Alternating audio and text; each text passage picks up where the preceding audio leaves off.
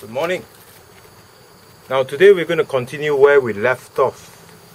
And the question that we're going to ask this morning is, will governments allow us to think critically? Now this may appear to be a stupid question because some people may say, Douglas, I have dominion over my own mind, so why should I even seek the approval of governments in order to think critically? Now, you do not have dominion over your own mind. You have even less control over it. But what you do have is the appearance of control. If you can buy into the idea that you are what you eat, then you must also buy into the theoretical possibility that it is conceivable you are what you are because of what you think, what you see, and how you actually process information. And if you live in an environment like Singapore, then you can never escape the whole idea of the apparatus of mass assimilation. It is not possible. Even if you're walking in the MRT or you're just sitting down and minding your own business in a bus, you are bombarded with information from, if not the marketing manifesto, from officialdom. So the whole idea that you have true freedom in the true sense of the word is, in my view, naive.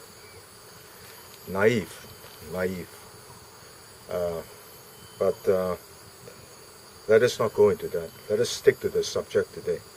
Now, the reason why I say that governments would be reluctant to entertain this whole idea of allowing citizens to think critically is because although that is a skill set that allows most of them to actually winnow many of the lies and disinformation that we find in the internet, a time will come when this skill set will be directed to the whole idea of government.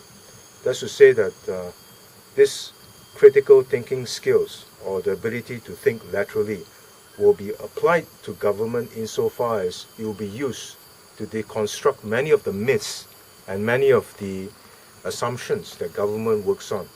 And this is something that governments will naturally fear.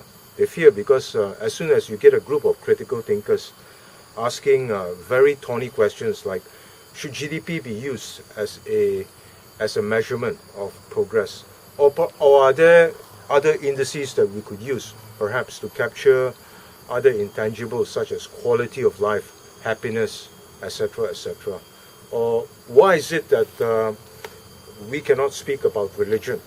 Why is that so? I mean, it doesn't make sense to me. If somebody cracks a joke about this religion or that faith, why do we take it so seriously?